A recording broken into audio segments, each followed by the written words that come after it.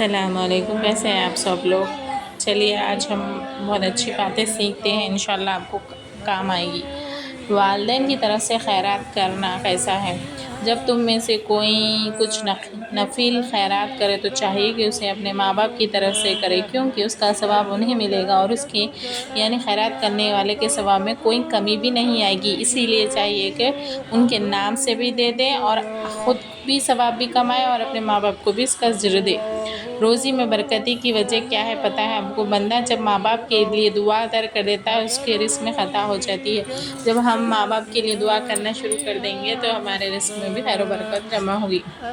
جمعے کو زیارت خبر کی فضیلت۔ جو شخص جمعے کے روز اپنے والدین یا ان میں سے کسی ایک کی قبر کی زیارت کرے اور ان کے پاس سورہ یاسین پڑھے تو بخش دیا جائے گا۔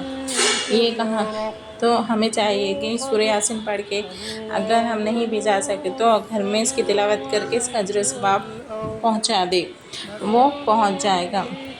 کفن فرض۔ ایک بار حضرت مصطفیٰ صلی اللہ علیہ وسلم کا ارشاد ہے کہ قبروں پہ گزر ہوا جس میں عذاب ہو رہا تھا، 1 سال بعد پھر وہاں سے گزر ہوا تو عذاب ختم ہو چکا تھا۔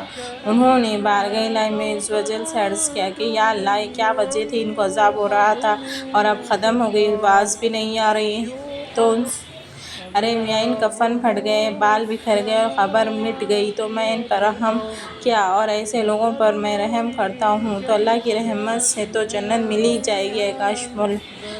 اسی لیے ہم دوسروں پر رحم کریں کہ ہمارے پر بھی رحم کیا جائے گا۔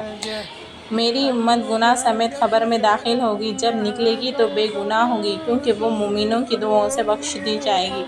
اتنی بڑی بات ہے یہ۔ اللہ تعالیٰ ہم سب کو، اگر ہم گناہ گار بھی ہوں گے تو اگر ہمارے لیے کوئی مغفرت کے لیے دعا کرتا ہے تو اللہ تعالیٰ اس کو ثواب بھی اجر عظیم عطا فرمائے گا۔ جو کوئی تمام مومن مردوں اور عورتوں کے لیے دعائے مغفرت کرتا ہے، اللہ جل اس کے لیے ہر مومن مرد عورت کے عوض میں ایک نیکی لکھ دے دیتا ہے۔ اگر سپوز ہم کسی کے لیے دعا بھی کرتے ہیں تو اللہ تعالیٰ اس کے بدلے میں ہمیں بھی اس کا عوض عطا فرما دیتے ہیں۔ اسی لیے کسی کے لیے جب بھی ہم دعا کریں تو اللہ تعالیٰ سے پہلے دوسروں کے لیے مانگیں، بعد میں اپنے لیے مانگیں، کیونکہ اس سے اچھا اور کوئی معاملہ نہیں ہوگا۔ کیونکہ اللہ تعالیٰ یہ فرماتے ہیں کہ تو میرے بندے کے لیے اتنا کچھ سوچ سکتا ہے تو میں تو اللہ ہوں، 70 محبت رکھنے والا ہوں، تو میں تو اس سے زیادہ عطا فرماؤں گا۔ اسی لیے ہمارے درجے بلند ہو جاتے ہیں۔ جزاک اللہ خیر۔